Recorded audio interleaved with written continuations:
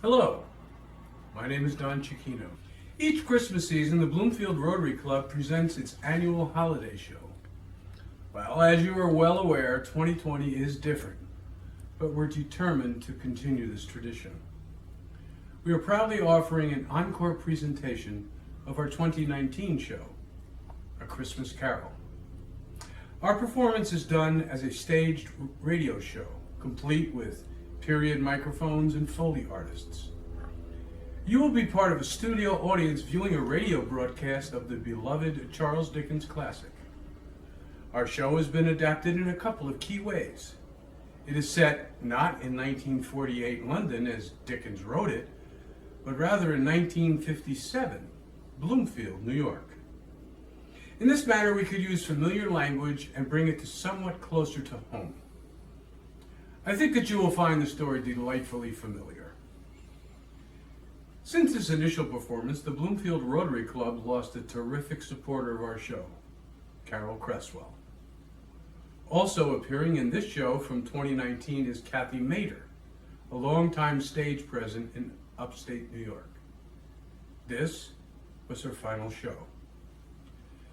The Bloomfield Rotary dedicates this year's encore presentation to the loving memory of Carol and Kathy.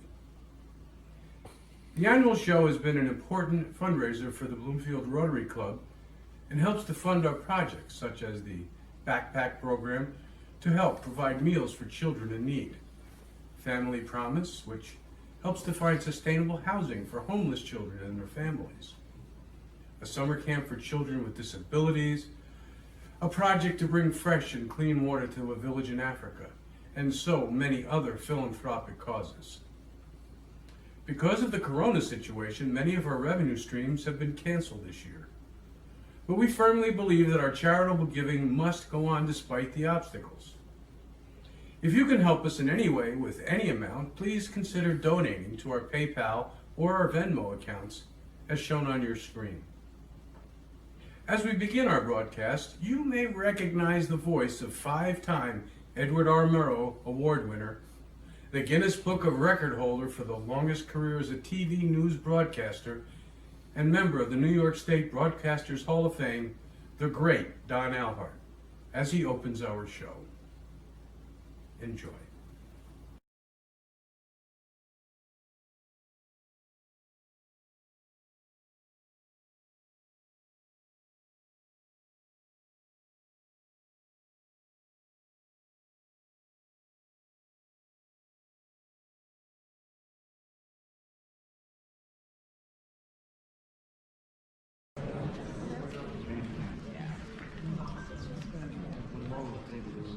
Through the magic of theater, we welcome you to 1957. Fear not. At the conclusion of our production, you will be returned to 2019 as effortlessly as you arrived. To acquaint you with 1957, you should perhaps be informed of how the world looks. The Soviet Union will fire the initial salvo in the race for space with the launching of Sputnik 1, the first artificial satellite, in 1957. Dwight David Eisenhower, the former World War II Allied commander, is in his second term of office as President of the United States. It will be in this year that he will sign the Civil Rights Act of 1957. The outbreak of an influenza pandemic, believed to have originated in Asia, will claim an estimated 150,000 lives throughout the world, with nearly half of those being in the United States. While the original toy was modeled after the type of pie plate used by the Frisbee Pie Company, in 1957 the Wham-O Company will market the Flying Frisbee, which was originally called the Pluto Platter, to capitalize on the UFO frenzy. What do things cost in 1957? A loaf of bread cost 19 cents. A postage stamp remains steady at 3 cents, and gasoline is getting up toward an outrageous 24 cents per gallon. The manufacturer's suggested retail price for the legendary 57 Chevrolet Bel Air sports sedan, direct from the dealer floor, is a mere $2,424.32. And an average new home is selling for $12,200. But before you want to stay in 1957 to cash in on those bargains, you should first know that the average annual household income is $4,494. Born in the year 1957 will be Steve Harvey, Vanna White, and Donny Osmond. The hot new movies in 1957 are 12 Angry Men and Bridge Over the River Kwai. On Broadway, West Side Story, written by the famous conductor Leonard Bernstein, one of the most beloved and successful musicals of all time, will open in 1957 to rave reviews. Elvis Presley, the king of rock and roll, will release Jailhouse Rock from the movie of the same name in 1957. The newfangled invention, television, is beginning to become more and more popular, starting to arrive in more and more American households. In 1957, TV will add what will become popular and long-running shows such as the Western-themed Maverick, starring James Garner, and the courtroom drama Perry Mason, starring Raymond Burr. But radio is still king. Families gather around the radio each night to hear the adventures of their favorite stars. Imagination abounds as the stories unfold right before their ears. Now, you are in a radio studio as part of a live audience, about to experience a weekly radio show being broadcast live. Please pay particular attention to the instruction of the on-air and applause lights. You will also notice the Foley artist who provides the sound effects. No, there are no computer-generated sounds in 1957. As our show begins, millions of listeners at home are tuning in to our broadcast. The Skelly Oil Company presents Captain Midnight.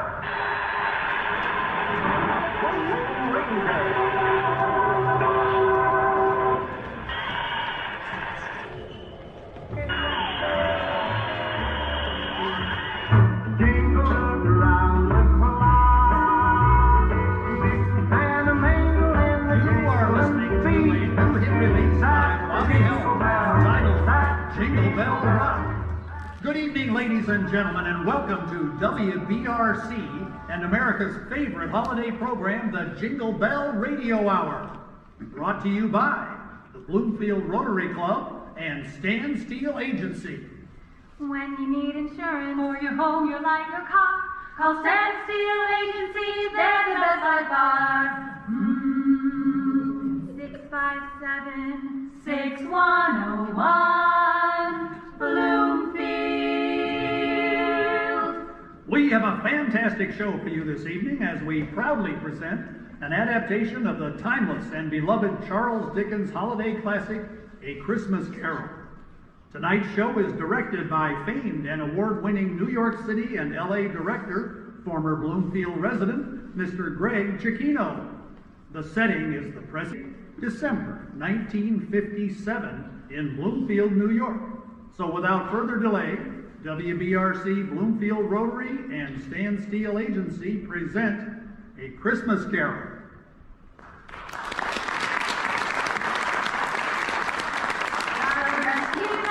Gentlemen, let nothing you dismay. Remember Christ our Savior was born on Christmas Day to save us all from Satan's power while we were gone astray. Oh, tidings of comfort and joy, comfort and joy. Oh, tidings of comfort. Get away from here, you kids. I don't want any of that noise around here. You'll be annoying at some other house before I call the cops. It was Ebenezer Scrooge who shouted those words, chasing those caroling children out into the cold and snowy Christmas Eve, sending them running down the Bloomfield streets with fear in their hearts to replace the spirit of the season that had filled them just before his ranting stole it away from them. He has learned so very much since that fateful Christmas Eve, and his story needs to be told. The year of his astounding transformation was 10 years ago, Christmas 1947. It was cold, bleak, biting weather. In fact, it was really a typical Bloomfield winter's day. As Scrooge trudged through the snow to his office, the grand old firm of Scrooge and Marley, Debt Collection Agency, LLC. As Scrooge glanced up at the front of his building, he noticed the sign, which was swinging wildly in the wind. He made a mental note to finally have Marley's name removed from all the company's signage and stationery. Jacob Marley, his late partner, had been dead for exactly 7 years, having died on Christmas Eve, 1940. A night which had almost as much howling wind and snow as this one. He turned his collar to the wind and wondered, what was the wind chill anyway? -50? Yes, Jacob Marley, perhaps the closest thing to a friend that he recalled, was as dead could be. Dead as a doornail, as they say. But then, why should a doornail be any more dead than, say, a coffin nail or any other fastener for that matter? It's enough to say that Jacob Marley was thoroughly dead. Scrooge had witnessed his death, signed the death certificate himself, tossed a single shovelful of dirt onto Marley's coffin in the grave, just as instructed, and further agreed to take ownership of all Jacob's earthly possessions, few as they were, pursuant to Marley's final wishes. Actually, Scrooge and Marley had made that agreement when they had first built their business partnership many years ago. Neither of them ever had any use for needless relationships like friends or family or any other such foolish entanglements. Their business was all that either of them really cared about, and so they did terrifically successfully, one might add. Yes, Marley was dead, and he no longer had a need to confuse things by remaining on that sign. Scrooge was sure that Marley would get it. He was sure of that. Scrooge even thought that Marley would most likely have removed Scrooge's name much sooner had the situation been reversed, as long as it didn't cost too much. Always a good businessman, that Marley. A good businessman.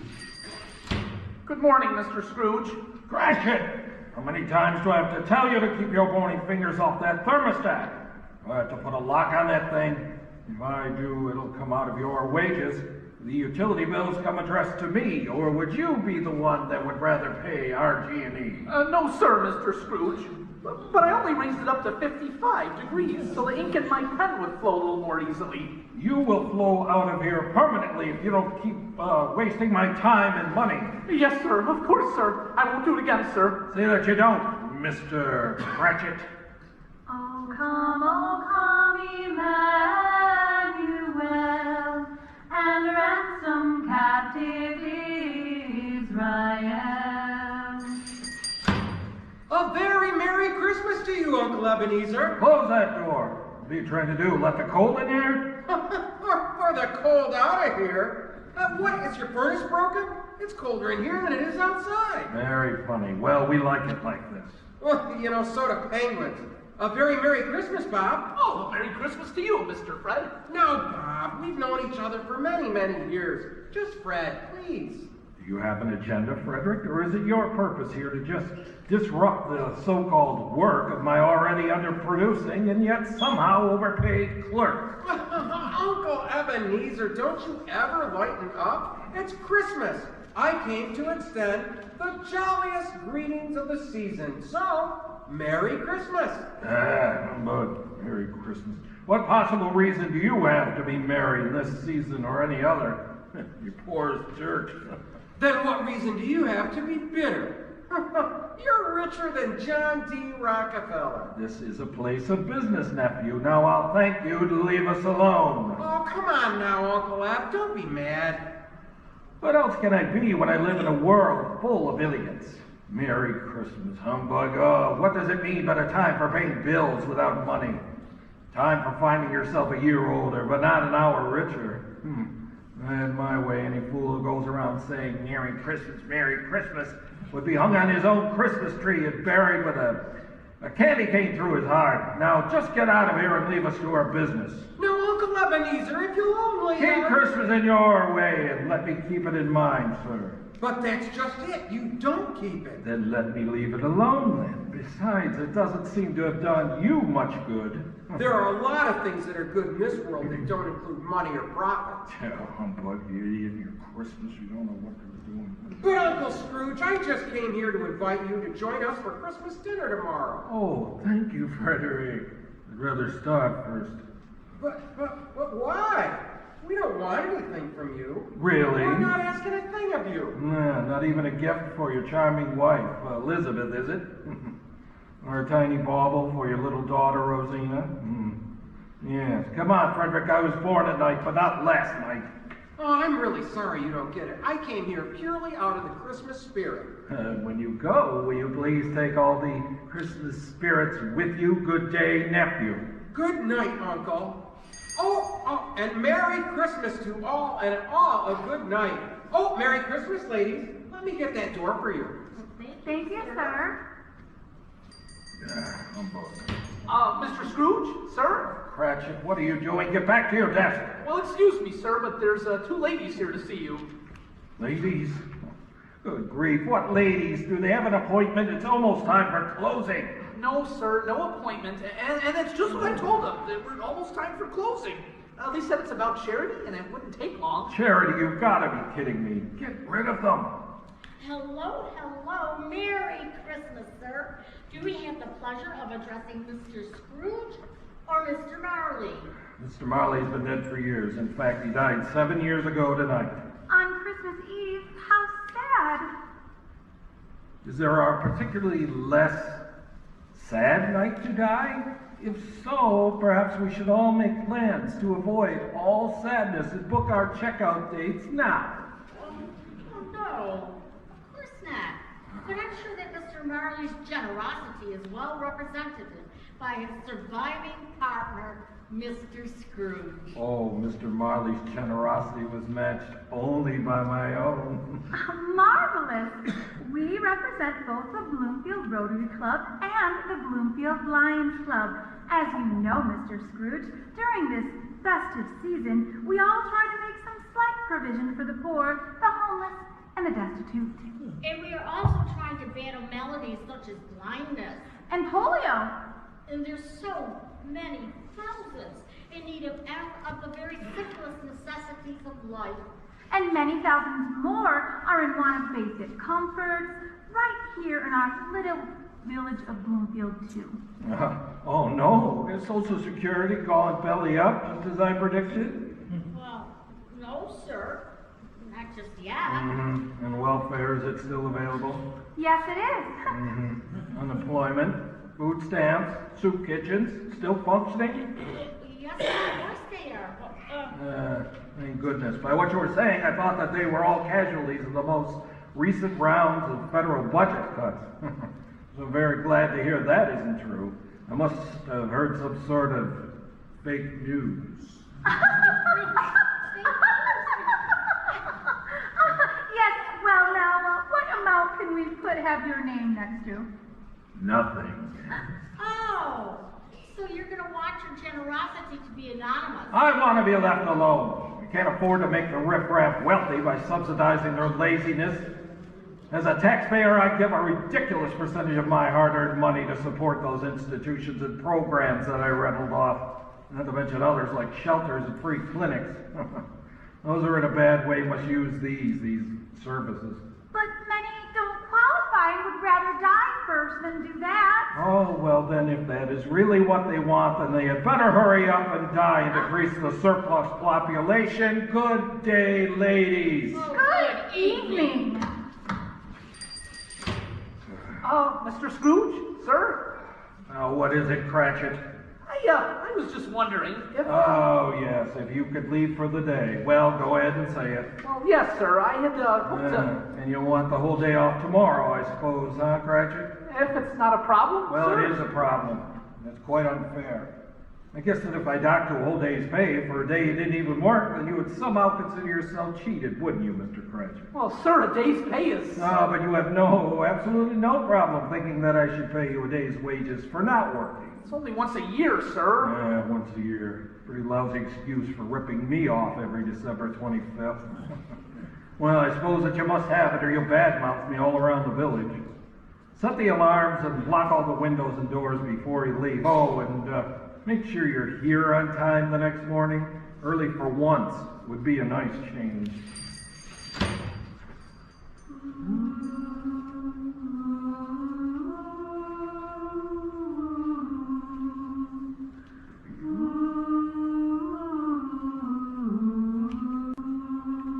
As he walked the snowy Bloomfield streets on his regular route back home that blustery Christmas Eve, Scrooge felt no pang of remorse, no twinge of conscience, no sense of guilt.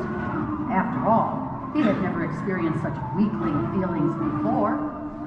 Why, then, did those oh-so-familiar streets now seem ominously foreboding to him? Why did they seem darker than they ever had? Why did his eyes dart fearfully, looking for some unknown terror, first to the left, then to the right, then to the rear, and then all around again? Somehow he knew that once locked behind his heavy metal front door, the cold fear that grabbed at his heart would be gone. Without realizing, his pace had quickened to nearly a trot as he finally bounded the 4 steps to his front door. He felt a chill run up and down his spine, which had nothing to do with the weather. Then, as he glanced at his door's knocker, the very same knocker that Scrooge had seen every single morning and every single night of each and every day, the familiar Lionhead figure was replaced by the face of the long-dead Jacob Marley. Stunned with fright, he closed his eyes, shook his head, and looked again at the knocker, which then mysteriously appeared to be as normal as ever. Humbug. Quickly, he unlocked the door and stepped inside his house, immediately locking all 3 locks behind him. Humbug. Relieved and feeling a little more than silly, he then went to the kitchen and ate a piece of roaster chicken and mashed potatoes with gravy that he had waiting in the refrigerator. Even though it was nearly a couple of weeks old, Scrooge thought that it tasted just fine. Well, good enough anyway. When he had finished eating, he climbed the stairs to his bedroom. There were 12 stairs, just as always. He felt childish and ashamed that he had been frightened by... what? Nothing. Even still, he slammed his bedroom door and took the extra precaution of locking it shut, which he could not recall ever having done before. He quickly readied himself for bed. Scrooge was startled by the unusually loud clanging of his grandfather clock suddenly striking the hour. He shook his head again, embarrassed by his jumpiness. Then a second bell, a different and louder source again, and he was startled. He covered his ears, trying to shut out the sound. Then a third bell, and the noise was deafening. He felt like he would go mad. And then, after just a few moments, they all stopped at once. Slowly and cautiously, he removed his hands from his ears and felt the eerie silence, deafening silence, a silence that exploded in the room. He didn't dare move, paralyzed and confused. Then, as if sensing his fear from the floor below, he heard the 3 locks of the front door unlatch, 1 by 1. He then could hear the front door thrown open. Scrooge then raced to his phone. There was no dial tone. The phone was dead. Panicking, he grabbed the only thing he could find for protection, his walking stick. Facing his bedroom door, the last line of defense, armed only with an antique walking stick for protection, he could hear someone or something climbing the stairs. He counted the approaching steps like a condemned man counting the pace of the executioner coming toward him. He felt his heart pounding, trying to jump right out of his chest. 12. When Scrooge reached the 12 count, the door crashed wide open. And then, by the dim light of a solitary lamp, he saw it. It stood in the shadow, shining with a sickly bluish gleam. Its eyes were staring into his. 2 dead eyes, staring out of a dead face. Keep away from me. I'm armed. What do you want with me? Much. Who are you? Who are you? Ask me rather who I was. All right, then who were you? In life, I was your partner, Jacob Marley. Marley is dead. You don't believe in me, Scrooge? I don't. Why don't you believe your own eyes? My eyes are old. Why? Well, I might be dreaming a nightmare, or maybe the 2-week-old chicken, mashed potatoes, and gravy that I ate has upset my stomach. It is making me see things that just can't be. No, hallucinating is more probable than a ghost. You are more likely of gravy than of grave. Do you believe in me or not? Marley, yes, I see that now. I believe in you, but you're dead. You're dead. Why are you here, haunting me? It is required of every person that the spirit within should walk abroad among humanity and travel far and wide. Oh, no. You stay away from me. I warned you. I am armed. I have a walking stick, and I know how to use it. If that spirit has not done so in life, it is doomed to do so after death, and must wander through the world and witness happiness it cannot share, but might have shared on earth. You are fettered in chains. Why, Jacob? Tell me why. I wear the chains I forged in life. Of my own free will, I wore them. I made this link by link and yard by yard. Is that strange to you?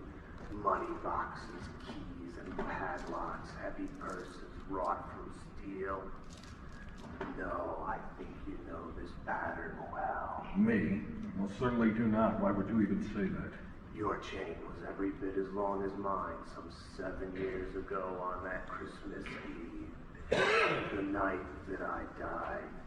You have worked endlessly, tirelessly on it since then. It is now much longer, much heavier than the one I carry.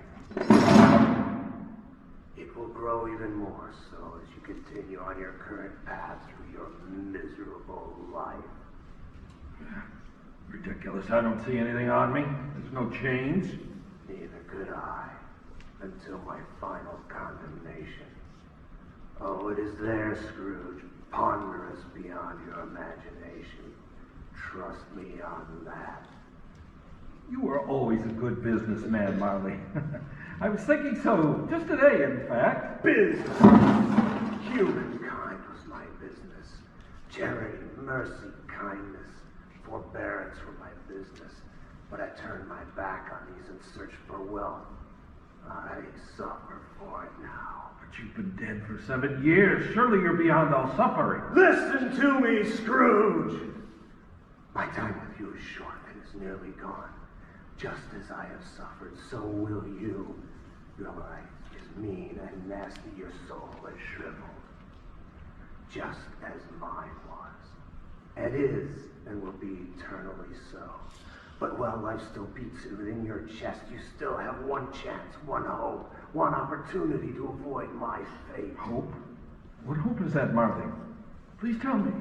You will be haunted by 3 spirits. Wait, you mean 3 more ghosts? I don't think that would be the first in the dark of the morning when the clock strikes 1, the second spirit on the stroke of 2, and the third will come when the bell tolls 3. Couldn't they all just come at once, Jacob, and have it over with? Molly, please don't. Just spare me, please. Look to see me no more, Ebenezer Scrooge, but remember all that I have said. Remember.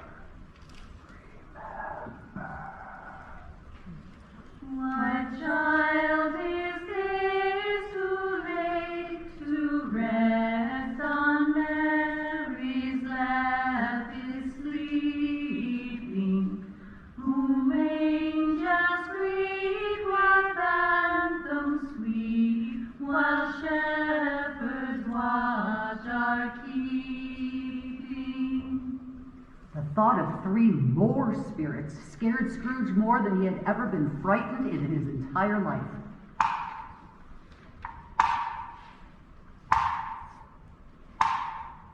The chime startled him awake.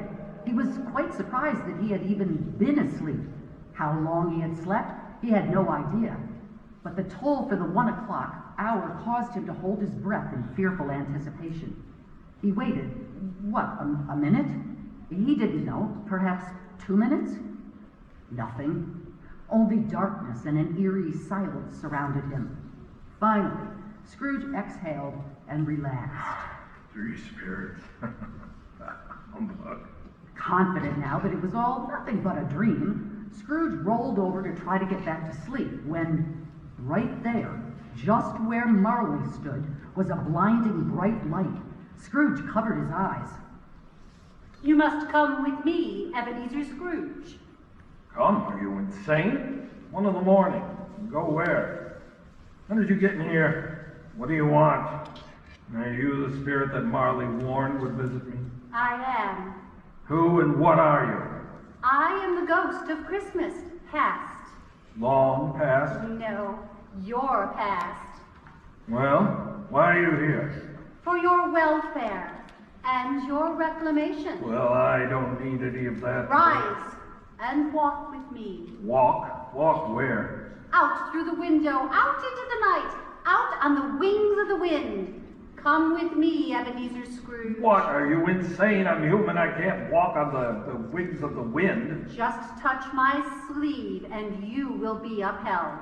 The ghost was a strange thing, small like a young girl, but not a child at all. Her long hair was white with age. She wore a pure white robe, laced at the neck and sleeves with green trim, and she carried a branch of fresh holly in her hand. But the strangest thing of all was that from her head glowed a blindingly bright white light. Spirit, I will do what you tell me, but that light, can you turn it down some? Is it blinding you? Of course. The light of human kindness would be blinding to you, Scrooge. She produced a green cap that she put on her head to dim the light. There, is that better? Yes, thank you, Spirit. Come, touch my sleeve and we will go. Scrooge did as the spirit demanded, and at the instant he touched her sleeve, they were whisked through the window and actually did ride on the wings of the wind. Everything became a spinning, whirling blur. A feeling of nausea overcame Scrooge, but quickly passed. After some time, he had no earthly idea how long, they stopped and were standing in front of some old and stately buildings which seemed to Scrooge to be somehow oddly and distantly familiar. Around them the wind howled and the snow piled on everything, yet he felt neither the cold nor the wind. Wait. Curious. Wait, where are we? Look What is more this closely, place? Scrooge. Look very closely. There. Now do you know where you are? Oh yes, this is Carson Long Military Academy in New Bloomfield, Pennsylvania. Why, this was my boarding school. I grew up here. I went to school here. I had friends here. It was the best time of my life. Friends, you, Scrooge. Yes, these boys were worthy of the term. What about you, Scrooge? What do you mean? Were you worthy of the term friend? Look, here come some boys on a hay wagon. Yes, these are my friends, my boys.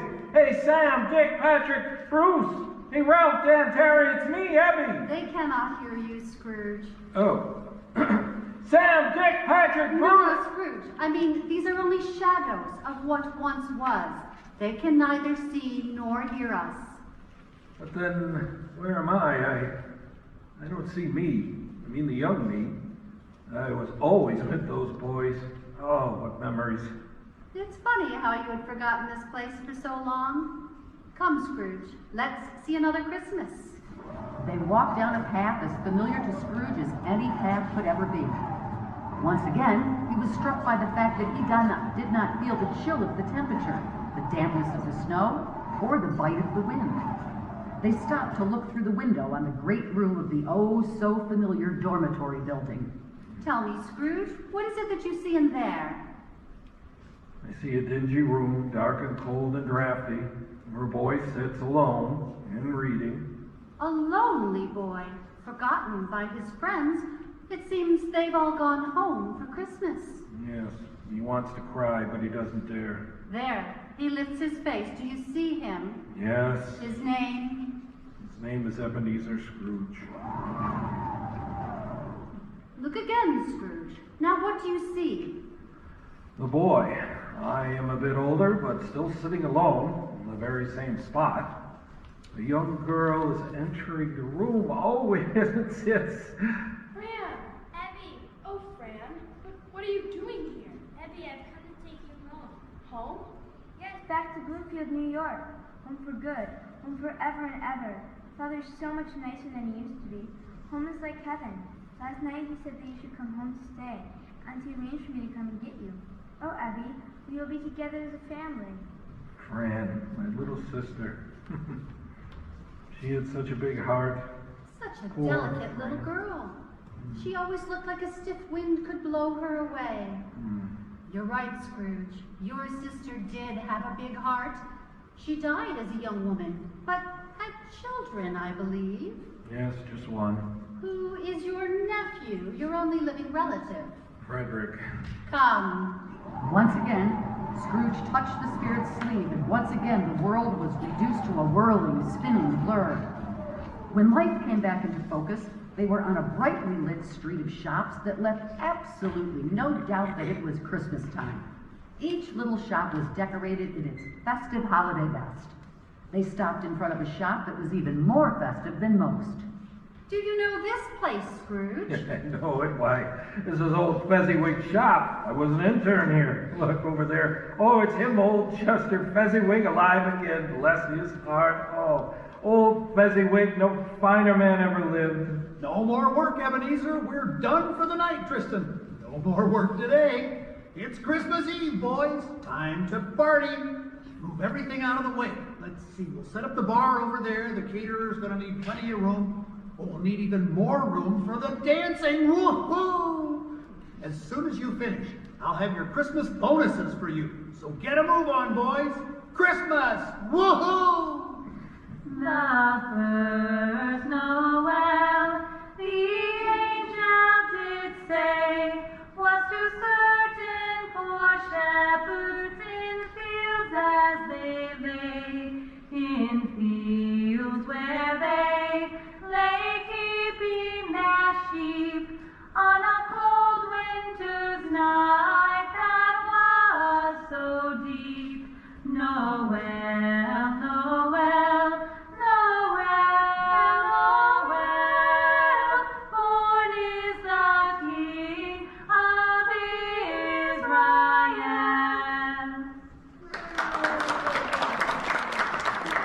Well, the employees all seem to be so happy and having a good time. Oh, yes.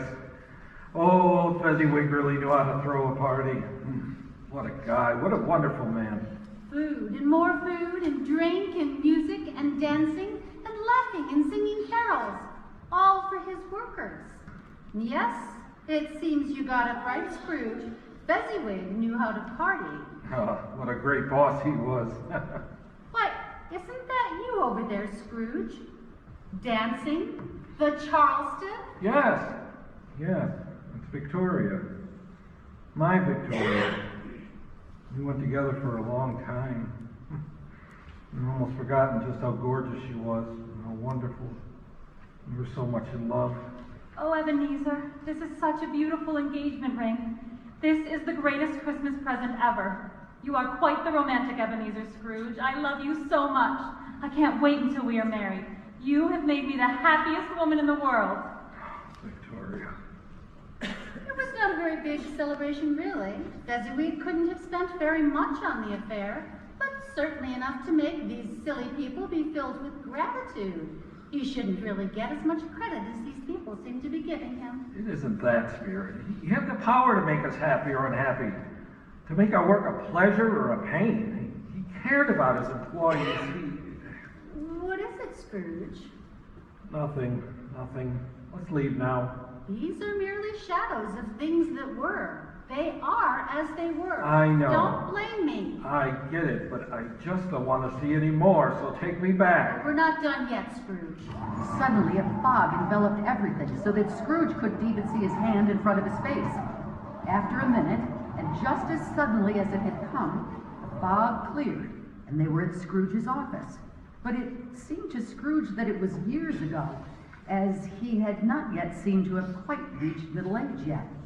He saw himself sitting alone at his desk at Scrooge and Marley, smiling over the day's figures. The door opened. In came Victoria, her eyes red from crying. Ebenezer, I have given a lot of thought to what you've said, and I still have to say no. I've loved you, but I've seen a change in you that I just can't handle. I've tried to deny the truth to myself, and I've even tried to overlook things, hoping that you would change back to the man that I loved years ago. I even hoped that I could learn to accept the changes in you somehow, but I just can't. I've seen your love for me become replaced by a love for another, a golden other. You love money now, the having and the holding and the pursuit of money. I can never replace that drive within you, and I cannot and I will not compete with it for your affection.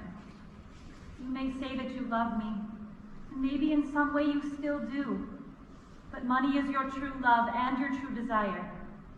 So I release you, Ebenezer. Here is the engagement ring. Please believe me when I say that I truly wish you the best, and I hope that you find lasting happiness someday. Goodbye, Ebenezer. My Victoria.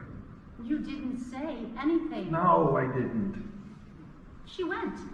Out of the room, out of your life. Take me back home. One shadow more. No, take me back. One glimpse of Victoria and still another Christmas. No, no more. Happy in a home that might have been your Take home. me back. Laughing with her children who might have been your children. No, haunt me no longer, do you hear me?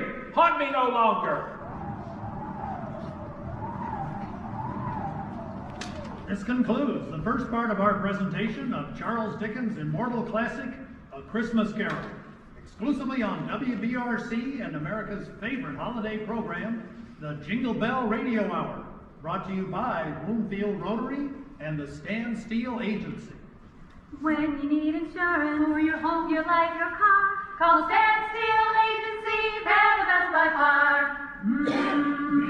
657-6101, Bloomfield.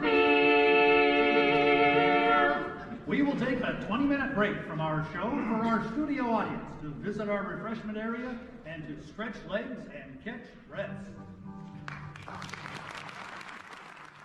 I hope that you're enjoying this encore presentation of the beloved Charles Dickens holiday classic, A Christmas Carol. The Bloomfield Rotary Club would like to thank the entire cast and crew for making this such a memorable and wonderful production. Particularly, we would like to thank the children in our cast for their wonderful performances, and of course, the Monsignor Schnacky community players for melding their mission with ours once again. When we presented this live production in 2019, we had no idea that the 2020 show would be derailed by some unknown pandemic. Yet, here we are. We had already booked and were excited about performing our show in the beautiful, brand new, state-of-the-art Fort Hill Performing Arts Center in Canandaigua, New York.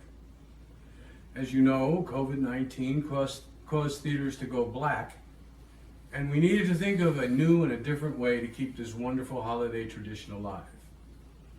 Besides providing family entertainment, the holiday show has been a key fundraiser for the Bloomfield Rotary's many and varied charitable causes.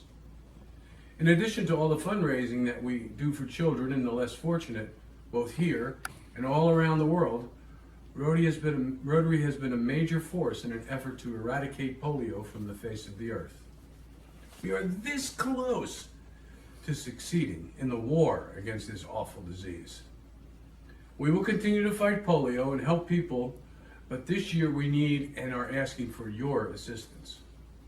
If you are willing and can help with a donation of any amount, large or small, please use our PayPal and Venmo accounts to express your support for our humanitarian efforts. Thanks so very much for your kindness and support. The happiest of holidays to you and all that you hold dear to your heart. Merry Christmas and Happy Hanukkah, as well as a happy and healthy New Year. Now we head back to the radio studio in part 2 of A Christmas Carol.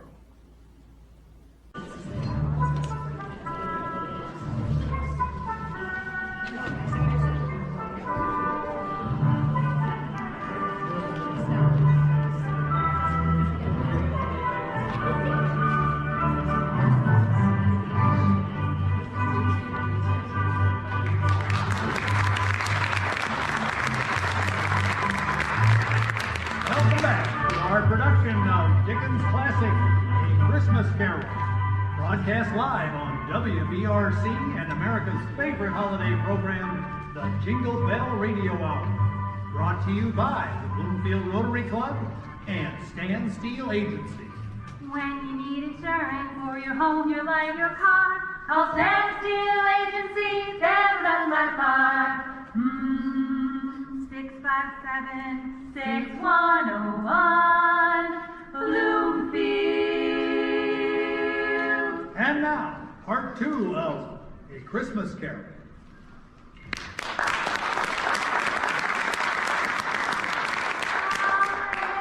In a manger, no crib for a bed, the little Lord Jesus laid down his sweet head. Somehow, Scrooge found himself waking up in his own bedroom. He wasn't at all sure if he had just dreamt about being haunted by Jacob Marley and the ghost of Christmas past, or if it had truly happened. Everything just all seemed so real. In any case, he was startled, fully awake by the church bells chiming, announcing the 2 o'clock hour. Scrooge was confused because he had never even noticed the church bells before. At least none so loud, and certainly not this early in the morning. Had they somehow moved the steeple to right outside his window? Or were they the bells of St. Bridget's, or St. Peter's, or even St. Catherine's, perhaps? Regardless, they were as clear, as the saying goes, as a bell. Determined to be fully prepared for the next spirit, just in case this was not merely some crazy nightmare, he jumped from his bed to wait for the spirit's arrival, maybe even catching it unaware. Oh yes, turnabout would be fair play. Seeing no one or no thing, he did notice a light shining from beneath the other side of his bedroom door. Slowly and quietly, he crept over to the door and then he opened it, quickly, but cautiously.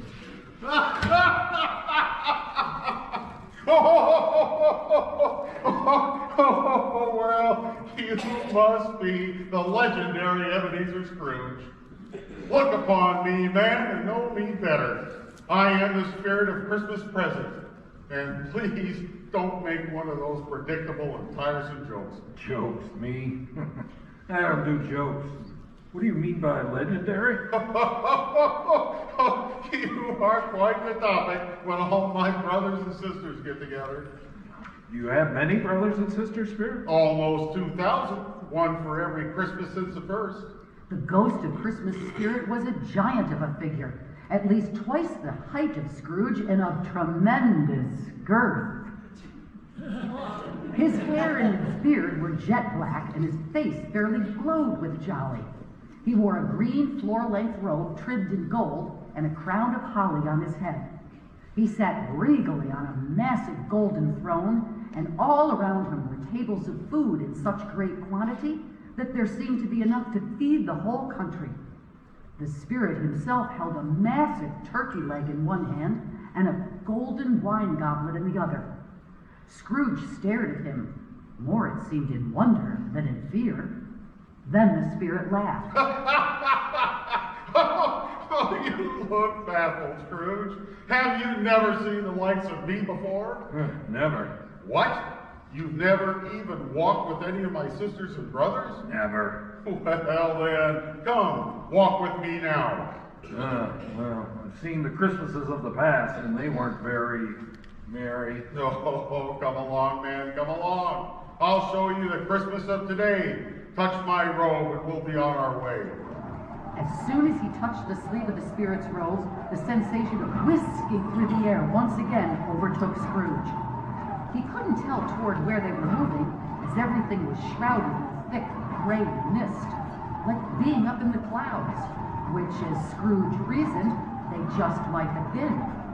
In mere moments, however, the feeling stopped instantly, and everything was clear once again.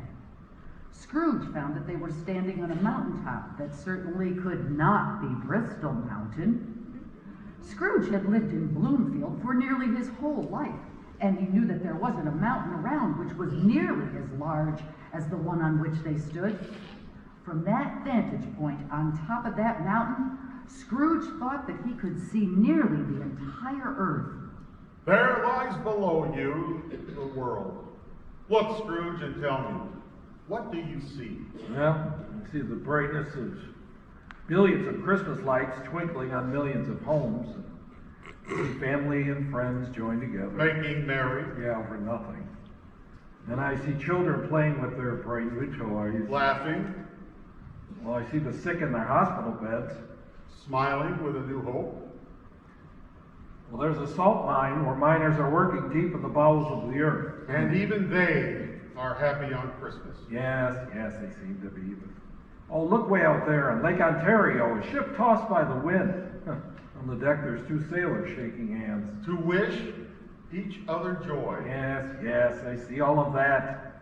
And all of that is the magic, the spirit of Christmas.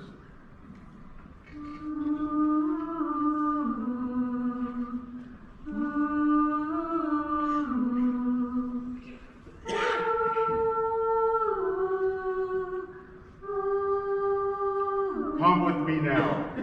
There's a miserable room in a miserable four-room house where lives a man you know well. Look there, Ebenezer Scrooge. Do you see them? Yes, I see them, but I have no idea who they are. You said I know them? They are Bob Cratchit's wife, Christine, and their 6 children. Grace, Faith, Dominic, Bobby, Sarah, and Tim. 6 children? 6? Well, I had no idea. Well, maybe you would have known if you had ever bothered to ask. Well, wait a minute. I only see 4 kids. The eldest, Grace, is hiding in another room to surprise Bob when he gets back from Christmas Mass with Tim. Tiny Tim. Then the door burst open and in burst Bob Cratchit. He carried the little boy on his shoulders, giving him a pony ride. The boy was carrying a crutch. They were both laughing heartily. Merry Christmas, my family! Merry Christmas! Merry Christmas! Daddy Tim, Merry Christmas! Welcome home, Bob. Merry Christmas.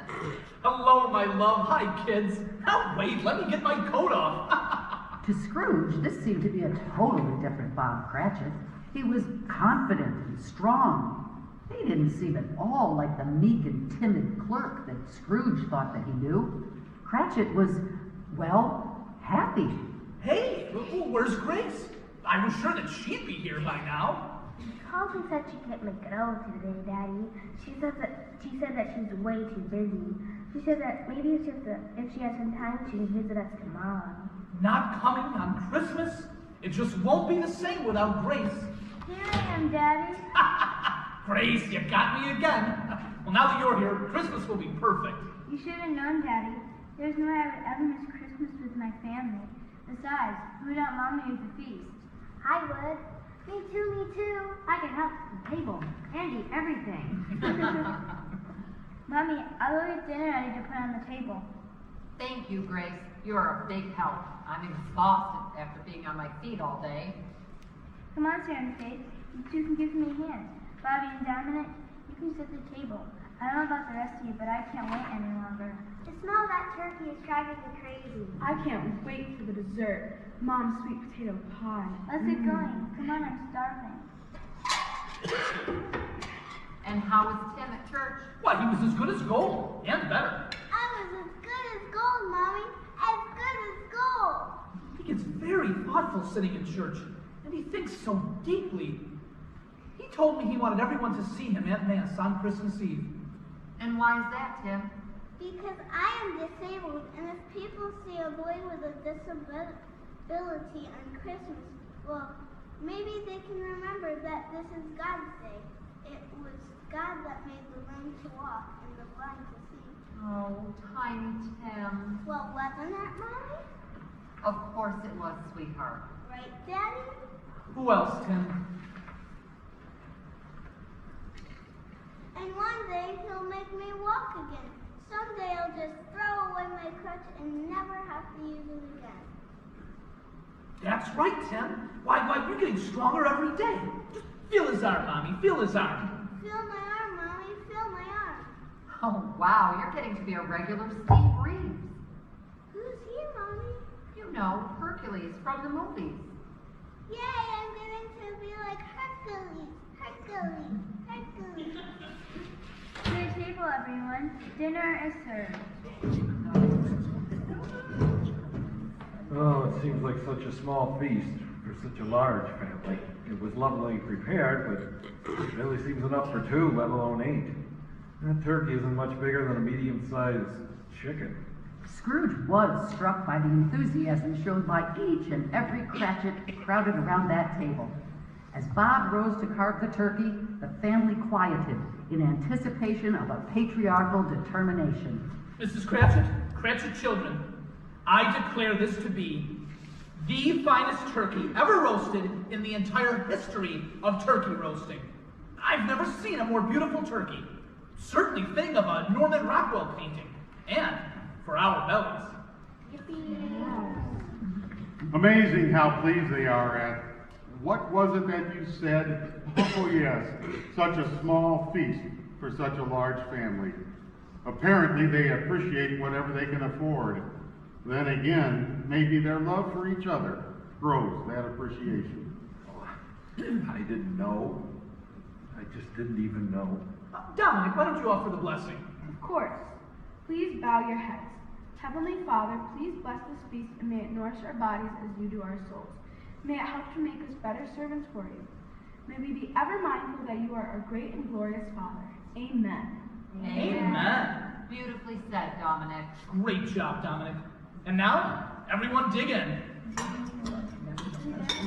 Quite a strange family, eh, Scrooge? Strange? What are you talking about, Spirit? Well, they seem so happy and they don't even realize that they're as poor as dirt. Attention, please. Attention. A toast. I declare this to be the finest success of Mrs. Cratchit since our wedding. There has never been a finer meal put before us. Everyone agree? Here, here. Well, thank you all. Further, I propose a Christmas toast to the sponsor of this wonderful feast, Mr. Ebenezer Scrooge. There you go. Thank you, Cratchit. Robert, you cannot be serious. We were able to have this meal in spite of him, not because of him. Oh, Christine, now please, don't be like that. Think of the kids. After all, I have a job, and there are so very many people who are unemployed, and, well, it's Christmas. Then I'll drink to him for your sake and the day's. To Mr. Scrooge. To Mr. Scrooge. Now, lastly, I'll propose a toast to all of us, the Cratchit family. May God bless us. God bless us, everyone. God bless us, everyone. You seem so very happy. So very little. Love, a family, Christmas, A certain formula for happiness, it seems. But I'm not so sure you agree, Scrooge. Look now, the family gathers around the fireplace and Tiny Tim leads them in a Christmas carol before heading off to bed. Oh, come all ye faithful, joyful and triumphant. Tiny Tim is so pale, so thin. What's his affliction, Spirit? He, like so many others worldwide, is afflicted with polio. Spirit, tell me, will Tiny Tim live? Does Tiny Tim live? I see a vacant seat at the Christmas dinner table, and by the fireplace a crutch without an owner, carefully preserved. If these shadows remain unchanged by the future, the child will die. No, Spirit. Say he will be spared. Say he will live. Do you worry? Why, if he will die, then he had better hurry up and die and decrease the surplus population. Spirit, no. There must be others in the world, poor and needy. Is there no social security? Is there no welfare? No, Spirit, I didn't mean... Are there no food stamps? No soup kitchens? Spirit, I was... Come. With no further discussion, Scrooge touched the spirit's arm, and all things disappeared into a deep, dank fog. When the fog quickly cleared, they stood in a bright, cheerful room in a bright, cheerful house, crowded with bright, cheerful people, all laughing that infectious laugh that seems to go from person to person, like a pandemic, causing each one to laugh a long, deep belly laugh. What is more contagious than laughter? Soon, Scrooge found himself struggling not to burst out laughing. How ridiculous, he thought. These were complete strangers. Scrooge didn't even know why they were laughing, and they were infecting him with their laughter. Just then, Scrooge heard a familiar laugh. Absolutely the loudest laugh of all. The ringleader, the alpha laugher. It was unmistakable. It was his nephew, Fred. And then he said Christmas is, what was it he said? Humbug! Yeah, that's it, humbug! And he believed it, too! What a stick in the mud he must be, Fred. What is a humbug, anyway? A humbug? I don't know, Elizabeth. Beats me. I never heard anyone else use it, but he's one funny old dude. Oh, sure, he could be so much less bitter. You know, his issues have issues, but his issues also have their own punishments, and, well, I don't hold them against the old guy. Issues, that's for sure. Well, he is very rich. At least that's what you tell me. But that in no way makes up for his crappy outlook on life. Although I'm positive he thinks it does. Anyway, we'll never see a penny of his fortune, that's for sure. I don't want a thing from him, anyway. Scrooge had never seen his nephew Fred's wife, Elizabeth, before. She was very beautiful, exceedingly pretty, almost unfairly so, with a gorgeous face and blonde hair styled to accentuate her beautiful features. Her blue eyes were sunny and twinkling, even without trying. In reality, his money's no use to him since he spends none of it except on absolute necessities. He does no good with his money. He doesn't make himself comfortable, and he lives like a pauper. He definitely doesn't give it away, certainly not to charity. I think money is just a way for him to keep score, and that's all. I believe that he plans to try to prove the old saying about not taking it with you to be completely wrong. I have no patience with him or anyone like him, if there is anyone like him. Oh, I hope not. You know, I feel sorry for him, I really do.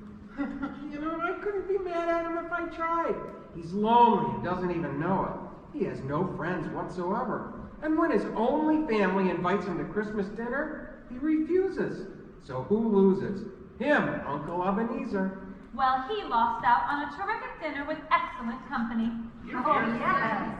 In any case, I plan to invite him here every single year, whether he likes it or not. You certainly come from some strange genes, my love. Scrooge felt an odd emptiness deep inside. He considered himself fortunate, however, that he was able to quickly dismiss it. As the guests sang song after song and then played party games like charades and 20 questions, He'd never been much of a singer, but he felt that he easily would have won most of the games. As much as he hated to admit it, it did seem like a lot of fun. We must leave, Scrooge. Can't we watch just one more game? My time is short. Scrooge took a good look at the ghost of Christmas present. He could not believe that the spirit seemed to now be so much older than when Scrooge had first seen him. His hair and beard had turned from jet black to completely white. And Scrooge also noticed that the ghost now seemed to stoop a little.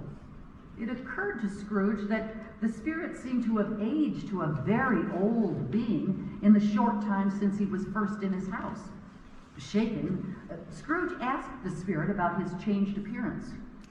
My time is short. The spirit said again. It was then that Scrooge saw 4 small feet, bony feet, jutting out from beneath the spirit's floor-length robe. 4 feet that were clearly not those of the spirit itself. Overcome with curiosity and pointing at the feet, Scrooge said, What are those? Obviously not yours. The ghost of Christmas present lifted the robe slightly to reveal 2 children, a boy and a girl. They were every bit as bony as their feet had suggested. They were barely clothed and completely covered in filth. They appeared to be more animal than human. Scrooge was shocked and appalled at the sight of them, but all that he could manage to say was, Are those your children?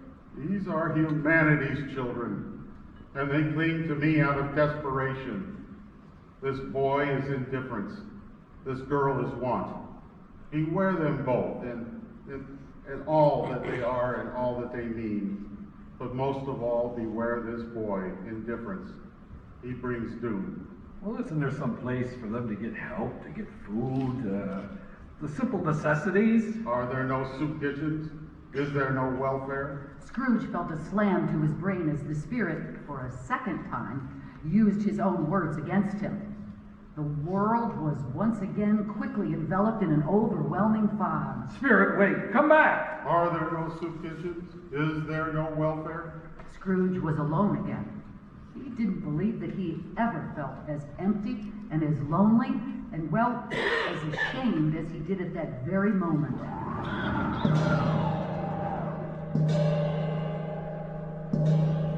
Scrooge stood with his head bowed with the words of Marley haunting his memory.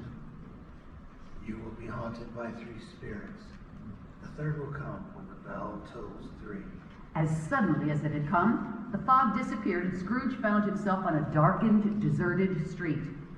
Scrooge could feel himself shivering violently, not so much from the cold and the icy wind, but rather out of pure fear, because coming toward him out of the inky darkness, he saw a solitary phantom, draped and hooded all in black, gliding rather than walking, as a mist rolls in along the ground. It slowly, gravely, silently approached. Scrooge fell to his knees. The specter's clothing shrouded its head, its face, and its body, leaving nothing visible except a single hand, which was no more than a chalky white bones of a skeleton. It stopped in front of Scrooge, but didn't speak or move for a long time, its robe rippling in the wind. It was just as tall as the prior spirit, but a mere stick figure in comparison to the rotund image that had left Scrooge only moments before. The very air itself seemed static with despair and gloom. Finally, the spirit spoke. I am the ghost of Christmas, yet to come. I will show you the shadows of things that have not yet happened, but will happen in the time ahead. Ghost of the future, I fear you more than any other spirit I have seen. Since I believe that you are only here to do me good, and as I really hope to change the way that I think and believe and act and speak, I will do whatever you tell me to do. Come, Ebenezer Scrooge. Unlike the prior spirits, there was no need to touch a sleeve. All Scrooge had to do was follow the spirit's lead, and the entire world around them changed with every step the phantom took. In short order, the spirit stopped and pointed. Look there, Scrooge. You know that street. Yes, my business is here. I don't know what that building over there in the corner where the Agway building should be is. It will be built in time, yet before you. Come. They entered a building that Scrooge knew to be the Exchange, where he would conduct much business each day. He noticed that at his accustomed place was occupied by another. But where am I? Who is that at my regular desk by the fireplace? Do you recognize those two men? Yes, I know them very well. They're my friends. We do business together. Listen then to what they say. Well, old Scratch has finally gotten his at last, huh? So I heard. When did he die? Last night, I believe. What was the matter with him? I thought he'd never die. What's he done with his money? Oh, I don't know. Left it to his business, I suppose. Then I guess the big question is, to whom did he leave the business? He hasn't left it to me. That's all I know. Well, I'm sure he wouldn't give it away. It's probably going to be a real cheap funeral. I can't think of anyone who'll go. I might go. Really? You? Yeah, if a buffet lunch is provided, sure. Well, I guess then, if you're going, I'll go. You know, now that I think about it, I might have been his best friend in the world. We actually stopped and talked once, and it wasn't even about business. Really? What on earth did you talk about? How old, isn't it? He said yes. That was it. The whole conversation. So I think I really must have been his best friend. Yeah, you must have been his best buddy, all right. Well, let me know if you're definitely going to go. Maybe we can go together. He'd certainly appreciate the irony of us carpooling. Okay, I'll let you know. Well, I'd better get back to the office. I'll call you if I'm going. Thanks. Have a good day. What are they talking about? Who died? Come. Where are we now? This can't be Bloomfield. If it is, I've never seen this part of town. Like in all towns, this is a part where those who have little to claim in this world secret away from the rest. Unless one has a need, it is hidden from those who do not. Small villages, big cities, it does not matter. There are always those who are either cast or choose to be isolated from. Gentle folks such as you, Ebenezer Scrooge. I thought that these sort of places left with Herbert Hoover years ago. Did you? Poverty, hunger, homelessness, and need do not go away that easily.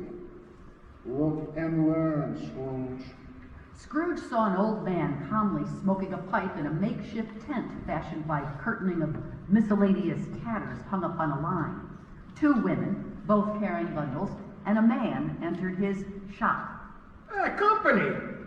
Well, well, well. If it isn't the Three Musketeers, Miss Clara, the laundry queen, Miss Minnie, the cleaning woman extraordinaire, and Mr. Kelvin, our most solemn undertaker.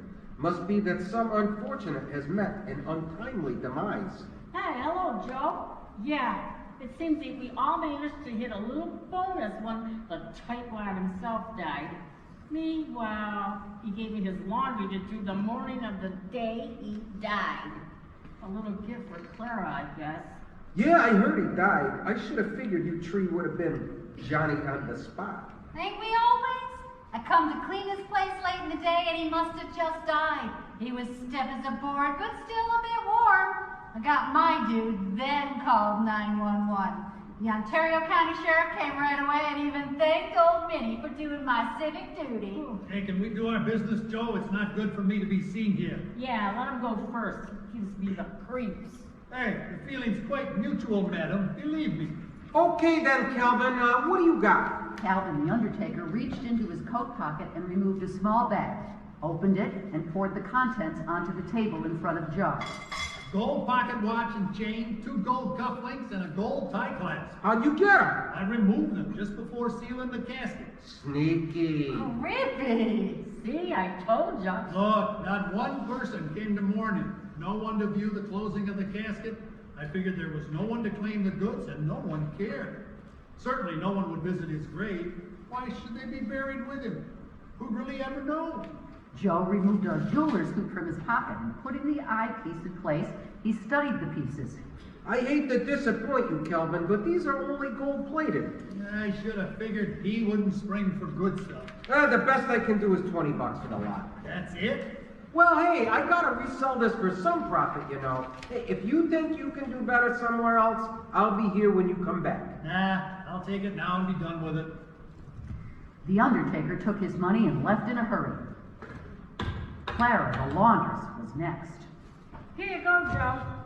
5 dress shirts, almost like new, and 3 pair of wool pants in excellent condition. I might add that. And you will also find 3 bath towels, and I'm sure they were hardly ever used if you get my meaning. I figure there ain't much call for underwear and socks, so I just tossed them. Wait, boxers or briefs? Ugh. I'm just curious. Oh, China whitings, of course. No one ever tighter than him, you know. Joe looked over the clothing and said, I've always been a soft touch for the ladies. $15 and I'm probably gonna lose money. Oh, my heart just bleeds for you. Done. Clara, too, left immediately. Scrooge watched in horror and disgust at the apparent disrespect for a dead man. Finally, Minnie the cleaning woman displayed her spoils, which she carried in a large cloth sack. Now, I know that this is some high-quality stuff, Joe. Well, let's see here. Silk-fitted sheets, silk covers, pillow covers with goose-down pillows, and a handmade bed cover. Pretty nice stuff.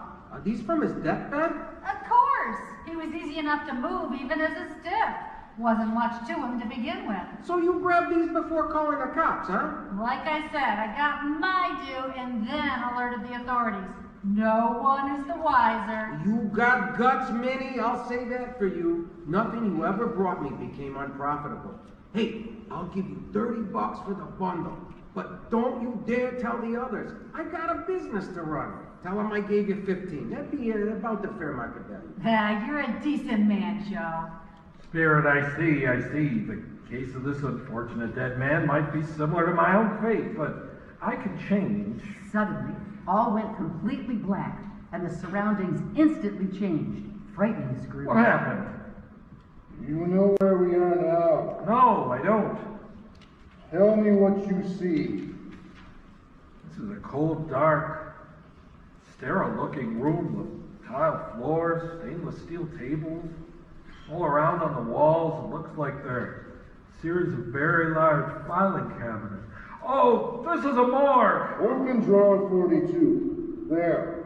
Right next to where you stand. No, I'm afraid there might be a dead body in there. Let's get out of here. Open the drawer! Trembling, Scrooge reluctantly did as the spirit said, pulling back his hand several times. Finally, he slowly pulled open the drawer and looked inside. It's me! Yes, you are dead, Ebenezer Scrooge. But why am I alone? Why isn't there anyone getting me out of this horrible place? There is no one who cares to claim you, to mourn you. No one at all. Not one voice saying a prayer? Not even one tear shed? Must I be alone in the dark forever? Alone. Oh, no, there must be someone. I have friends. Those men that we heard at the exchange, they were your friends. Surely or so you said. Surely somewhere there is sorrow. Yes, there is. Come. As Scrooge looked up at the spirit, they were immediately placed in the Cratchit household. Mrs. Cratchit and 5 of the children were seated around the table. Some reading, some sewing, some just staring into space. It was quiet and movement was barely perceptible. Dad seems to be a little bit late tonight. He seems to walk a little more slowly these days. Yes, he does. And yet I remember him walking very quickly sometimes, even with Tim on his shoulders. But Tim was so light, and your father loved him so much, he was never a burden to him. The door opened and in came Bob Cratchit. Hello, everyone. Sorry that I'm so late. Well, you're not that late, Bob. Welcome home. It's good to be home. Oh, I ran into Fred Chandler, Mr. Scrooge's nephew, on the way home. He spoke for a while. Such a nice man. He noticed that I seemed a little distracted. He asked me if there was something wrong. I told him what had happened. He said that he was deeply saddened and was very sorry for my wife and children, too. He told me that if we needed anything at all, you should go to him. He really meant it. I could tell. What a good man. Spirit, is it? Did Tiny Tim... Home, Scrooge. As the ghost's skeletal hand pointed, they were immediately transported to another place at another time.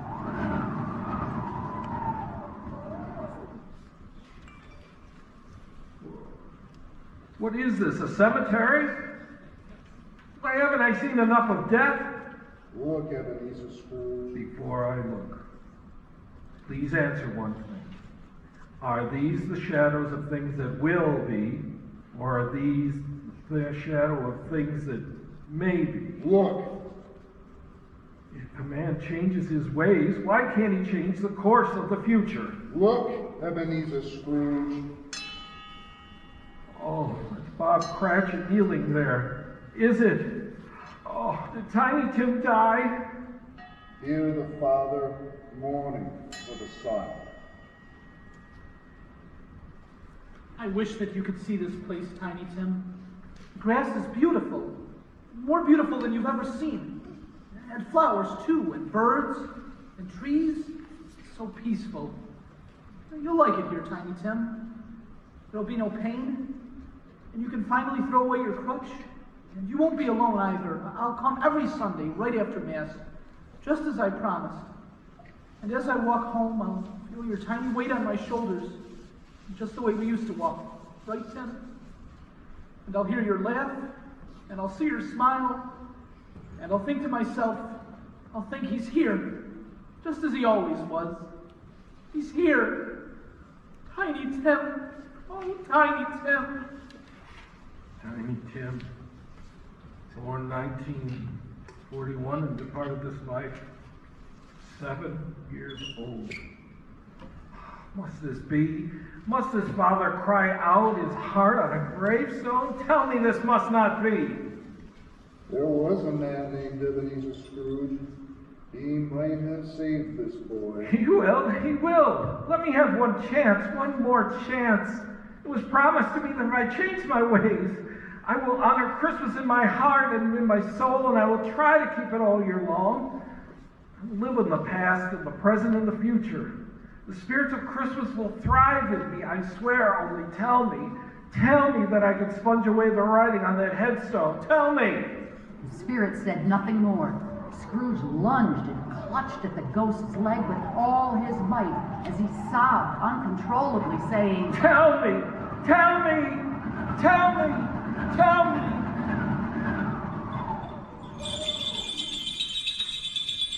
Scrooge opened his eyes and found that he was in fact not grasping the spirit's bony leg, but instead his bedpost. His bedpost. He quickly let go and looked all around the room. His room. The sun was streaming through his window. He instantly became ridiculously giddy and excited and a lot confused. He giggled out loud. This is where old Jacob stood, and that was where the spirit of the past was, and that's where the ghost of Christmas presents sat. Predictable and tiresome jokes, I get it now. Christmas presents? It's all true, it really happened. It was just then that the church bells rang out. Scrooge giggled, Scrooge laughed. Oh, those bells, those beautiful, wonderful bells. Gong, gong, gong. Unexpectedly, it occurred to him that he didn't even know what day it was. Scrooge was suddenly afraid that Christmas Day had passed during the visit from the spirits. Oh, no. Tell me that I didn't miss it. Oh, please. No, I couldn't have missed it. Oh, could I? Oh, please. No. Panicking, he rushed to the window and flung it open and saw a young boy passing in the street. You there, young fellow. Scrooge wondered to himself if they even called boys young fellows anymore. Who? Me? It wasn't me. I didn't do nothing. Yes, I know that. Please, can you tell me what day it is? What day? What are you kidding? Where you been? It's Christmas Day. Oh, oh, where have I been? Christmas Day. I didn't miss it. I didn't have to wait for another year. The spirits did it all in one night. They did it all in one night. Marvelous, miraculous. His head was spinning with thoughts of the new Scrooge. Tell me, big guy, do you know the farm right outside the village? Scrooge reasoned that big guy was probably better than young fellow these days, although he wasn't quite sure why. Bessemer's farm? Of course I do. It's right by my house. Oh, what a brilliant kid you are. Do you know they still have the prize turkey for sale, that huge one? The one as big as me? The one they call Big Billy? I saw it there 15 minutes ago. Oh, fantastic. Go buy it. Yeah, sure. What? My good looks? Oh. Get out of here, big guy. No. Come back. I'm serious. Tell them to put it on my tab. Ebenezer Scrooge. That's me. They know who I am. It doesn't matter what it costs. And if they have a problem, they can call me at 657-4440. Have them deliver it to Bob Cratchit on Maple Avenue. Tell them not to tell Cratchit who sent it. That's important. Don't tell them who sent it. Here's $10 for your troubles, and if you can get it there within the hour, I'll give you another 10. All right, I'll be back for sure. Don't you put your wallet away. Oh, never again, never again. As the boy tore off, Scrooge shouted, "Oh, and kiddo, Merry Christmas!" Merry Christmas to you, Mr. Scrooge. Scrooge felt goofier than any goofy kid ever was. He dressed as fast as he could. Feeling reborn, he wanted to look his absolute best. Peering into the mirror, he could hardly recognize himself. Oh, what is that I'm wearing? Why, it's a smile. A genuine inner smile. Me, and smile, and what do you know? Oh, it looks great on me. Scrooge danced down the stairs, counting the steps all the way. 10, 11, 12. And skipped out the door whistling. He passed dozens of people on their way to church on that marvelous, beautiful, bright Christmas morning. Merry Christmas! Merry Christmas! Merry Christmas! He did not miss Merry Christmasing a single person on the street. Most of them looked shocked to hear that wonderful, cheerful greeting from old Scrooge. He felt wonderful. He passed a choir of carolers. Many of them were the very same children that he had chased away the day before. We wish you a Merry Christmas, we wish you a Merry Christmas, we wish you a Merry Christmas and a Happy New Year. Applauding and cheering, he paused long enough to toss a $50 bill into their donation bucket, saying, "Oh, you all sound so beautiful, just wonderful, exactly like angels. Merry Christmas!" Oh, thanks, Christmas! He had the further good luck of running into the two ladies that had stopped by his office the day before, representing the Bloomfield Rotary Club and the Bloomfield Lions Club. Running into is not quite right. He could tell that they were trying to avoid him, but he followed them across the street and tracked them down. He laughed at the thought that they probably believed that he had become a stalker. Good morning, ladies. Merry Christmas. A very Merry Christmas to you both. Mr. Scrooge? Mr. Scrooge? Yes. I hope that you had a successful fund drive, and if it's not too late, I would like the honor of adding to your total. Scrooge reached for his checkbook and asked, To whom should I make the check? He wrote them a check that made their eyes pop right out of their respective sockets. Scrooge was having a blast at last. Mr. Scrooge, this is unbelievably generous. $2,000? Mr. Scrooge, I can't believe it. Not enough? Then here, I have $200 cash in my pockets. If you need more, stop by my office tomorrow. Believe me, there are quite a few back payments in there. Merry Christmas, ladies. I've got to run. I have a dinner to get at my nephew's house, and I don't want to be late. We'll be playing charades. Merry Christmas, ladies. Merry Christmas. Scrooge learned that it is a whole lot of fun to shock, to truly shock people in a good way. His nephew Fred nearly fell over when Scrooge showed up at his door, welcoming him like the most honored of all guests. Scrooge thought that Fred's friends were wonderful, and they genuinely liked him too. He found Fred's lovely wife, Elizabeth, to be an absolute doll. They hit it off right away. Scrooge's favorite part was when she said, Uncle Ebenezer, you are so much fun. You're nothing like Fred described you. No, but this is how my mother always described him. I always knew that he had to be hiding in there somewhere. The dinner was really fantastic, and Scrooge found that the company was awesome. Old Scrooge had so much fun playing parlor games, singing songs, and, well, laughing from the belly so much that it hurt. And when it was over way too soon, he couldn't wait until the next Christmas yet to come. But of all the wonderful shocking that he did that Christmas day, none was more fun than at the office the following morning. Scrooge had arrived early enough to be at his desk before Bob Cratchit could sneak into the office. Late by 5 minutes, of course. Cratchit tried tiptoeing his arrival, but Scrooge was ready for him. Using his classic voice, he growled, Cratchit, what do you mean by waltzing in here at this time? Oh, I'm so sorry. I'm a little late, Mr. Scrooge. I was trying to get... Well, I don't want to hear it. I warned you, Cratchit. Now I'm afraid that you leave me no choice but to triple your salary. Oh, but sir, Wait, what? Yeah, that's right, Bob. I'm tripling your salary. And how do you think this sounds? Scrooge and Cratchit. That's a nice ring, don't you think? Oh, Bob? Joy to the world, the Lord is come. Let earth receive her King. And Tiny Tim did not die. He grows bigger and stronger every day. Tim was absolutely right when he said that he would one day throw away his crutch. He no longer needs a crutch at all. He is such a wonderful kid. He's just Tim now, no longer Tiny. In fact, he's the power forward on the Bloomfield High basketball team. First team of Finger Lakes West Conference in his junior year. Scrooge has seen every one of his games, cheering louder than any cheerleader ever dared. He has tried to be like family to Tim and to his brothers and sisters, all of whom call him Awesome Uncle Ebby, much to his delight. Yes, Scrooge keeps Christmas now, and he tries, really tries, to live it all year long. He keeps the spirits of Christmas past, Christmas present, and Christmas future in his heart and on his sleeve. And, as Tiny Tim observed, God bless us, everyone.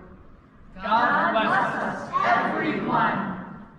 This concludes the WBRC production of the Jingle Bell Radio Hour and tonight's performance of Charles Dickens' A Christmas Carol, brought to you by the Bloomfield Rotary Club and Stan Steel Agency.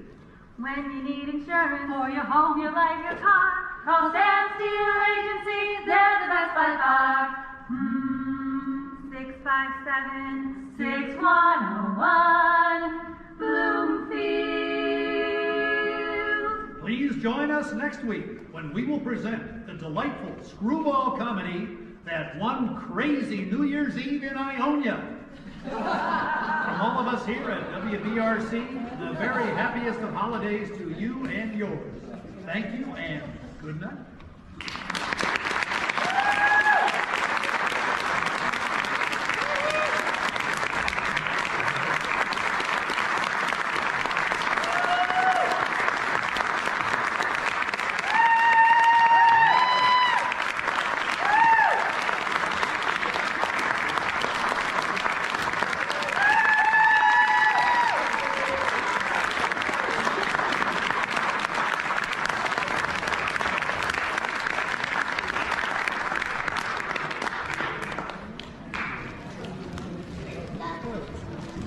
We hope that you enjoyed our presentation of the beloved holiday classic, A Christmas Carol.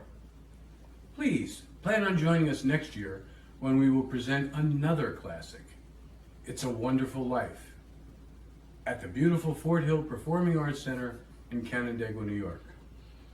If you can and would like to make a donation in appreciation of the Bloomfield Rotary Club's holiday show, here is our Venmo and PayPal information. We truly welcome and are thankful for your support.